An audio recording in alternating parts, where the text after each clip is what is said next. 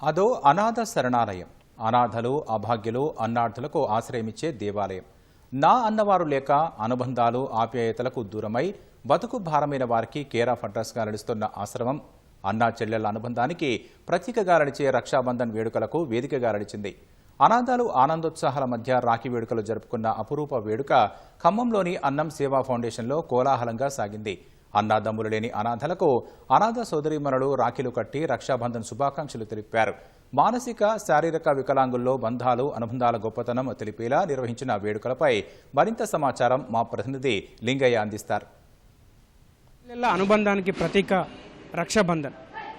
దేశవ్యాప్తంగా ప్రతి లోగిళ్లలో కూడా ఈ రాఖీ బంధన్ వేడుకలు అట్టహాసంగా జరుగుతున్నాయి. మరి అనుబంధాలకు దూరంగా, ఆప్యాయతలకు దూరంగా ఉంటున్న మానసిక వికలాంగుల మధ్యలోనూ ఈరోజు ఈ రక్షాబంధన్ వేడుకలు అట్టహాసంగా సాగుతున్నాయి. వాళ్ళ కళ్ళల్లో ఆనందం కనిపిస్తుంది. ఖమ్మం నగరంలోని అన్నం ఫౌండేషన్లో ఈ రక్షాబంధన్ వేడుకలు అత్యంత వైభవపేతంగా నిర్వహిస్తున్నారు.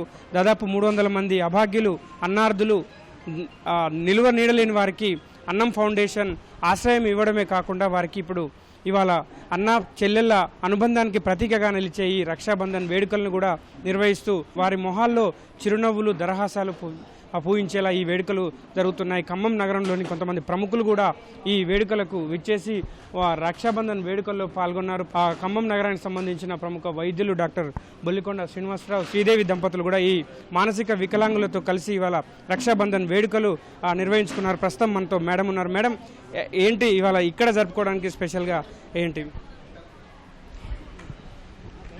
ఈ అన్నం ఫౌండేషన్లో జరుగుతున్న రక్షాబంధన వేడుకల్లో ఇక్కడ ఎంతోమంది అనాథలని ఆయన గత కొన్ని సంవత్సరాలుగా ఎవరు అసలు తన బంధువులు కాదు, తెలిసిన వాళ్ళు కాదు, ఎవరో అన్నార్థులు, అనాథలు ఎక్కడో రోడ్డు మీద ఒక మానసిక వికలాంగులు కావచ్చు, వాళ్ళని తీసుకొచ్చి చక్కగా ఇక్కడ వాళ్ళకి ఎంతో బాధ్యతగా ఆయన అన్నీ చేస్తున్నారు.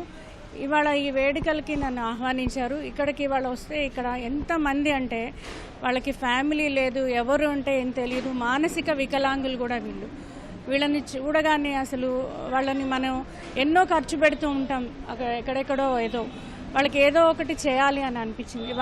వాళ్ళు కూడా మన సొంత వాళ్ళు రకరకాలుగా ఫ్యామిలీ మెంబర్స్ వస్తారు, రాఖీలు కడతారు, కానీ వీళ్ళకి ఎవ్వరూ లేరు. సో మనమంటూ వచ్చి వాళ్ళకు కూడా వాళ్ళ రకరకాల సాంప్రదాయాల వాళ్ళు ఉన్నారు. వాళ్ళు ఇది జరుపుకోవడం వల్ల వాళ్ళకు కూడా హ్యాపీగా ఉంటుంది, వాళ్ళని ప్రోత్సహించినట్టు ఉంటుంది అని చెప్పి వాళ్ళు వచ్చాము. చాలా మందికి మీరు స్వయంగా రాఖీ కట్టారు కదా, వాళ్ళ నుంచి రెస్పాన్స్ ఎట్లా ఉంది? వాళ్ళు చాలా ఆనందంగా ఫీల్ అయ్యారు. ఎవరో వాళ్ళ ఇంటి కుటుంబ సభ్యులే వచ్చి, వాళ్ళ అక్కో చెల్లో వచ్చి వాళ్ళకి రాఖీ కట్టినంత ఆనందపడ్డారు. వాళ్ళు చాలా హ్యాపీగా ఫీల్ అయ్యారు. గారు, మీరు చెప్పండి, ఇప్పటికీ దాదాపు 300 మందికి పైగా ఈ అభాగ్యులకు, అనార్థులకు ఆశ్రయం ఇస్తున్నారు. దాదాపు ఏళ్లుగా ఈ శరణాలయాన్ని నడుపుతున్నారు. ఇవాళ ఈ వేడుకలు నిర్వహించడానికి ప్రత్యేక కారణాలు ఏంటి? ఎందుకు వచ్చింది ఆలోచన? అందరికీ నమస్కారం అండి. భారతదేశం నా మాతృభూమి, భారతీయులందరూ నా సహోదరులు. ఇవాళ భారతదేశ వ్యాప్తంగా, ప్రపంచవ్యాప్తంగా కూడా భారతదేశ ప్రజలు ఎక్కడున్నా కానీ రక్షాబంధన్, అన్నదమ్ములు ఎక్కడున్నా, అక్క చెల్లెళ్ళు ఎక్కడున్నా కానీ సంవత్సరానికి ఒకసారి తన బంధాలని కలుపుకుంటూ ఆశీర్వదించమని వెళ్తూ మరి బాగుండాలని రాఖీ కట్టి బొట్టు పెట్టి సాంప్రదాయబద్ధంగా ఇచ్చేస్తుంటారు. మరి ఈ దిక్కుమక్కు లేని వాడు అయిన వారు ఎక్కడున్నారో, అన్నదమ్ములు ఎక్కడున్నారో, అక్క చెల్లెళ్ళు ఎక్కడున్నారో తెలియదు. కాలం చేసిన గాయానికి విధివెంచితులై దీనస్థితిలో మతిస్థిమితం కోల్పోయి రోడ్ల వెంట తిరుగుతున్నారు. దైవం మానుష రూపేణ అంటారు, భగవంతుడు వీళ్ల రూపంలో ఉన్నాడనే మానవతావాదులందరి భావన.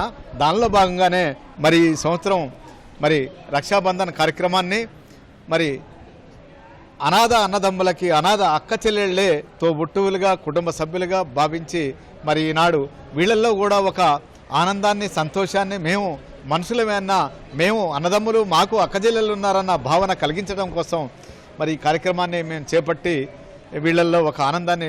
పిఎస్ రావు గారు కూడా ఉన్నారు. సార్, ప్రధానంగా ఇటువంటి కార్యక్రమాలు అంటే వీళ్ళకు అన్నదమ్ముల అనుబంధాలు లేదు, బంధుత్వాలు లేని వారు, అన్నార్థులు ఉన్నారు. ఇటువంటి వారి దగ్గర ఇటువంటి కార్యక్రమాలు చేయడం ద్వారా సామాజికంగా ఎట్లా ఉండొచ్చు? ముఖ్యంగా ఇది అందరికీ రక్షాబంధన శుభాకాంక్షలు.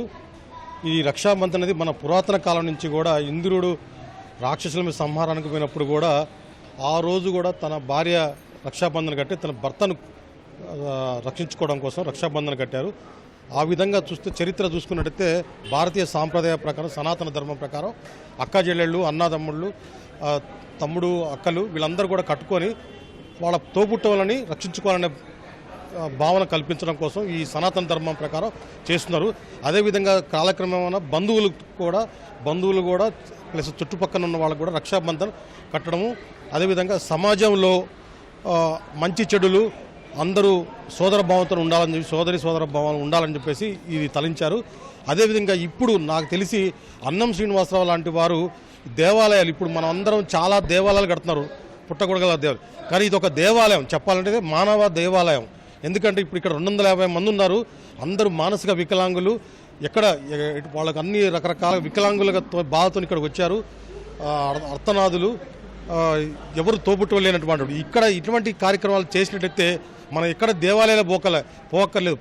ప్రతి మానవుడు కూడా ఇటువంటి దేవాలయాలని, ఇటువంటి ఆశ్రమాలని, అనాథాశ్రమాలని ప్రోత్సహించి వారికి మనము చేయూత ఇచ్చి, అదేవిధంగా ఈరోజు ఈ రక్షాబంధన్ కార్యక్రమాన్ని అన్నం శ్రీనివాసరావు గారు ఈ విధంగా చేయించడం, మేము కూడా ఇక్కడికి అతిథులుగా రావడం మాకు కూడా సంతోషంగా అనిపించింది.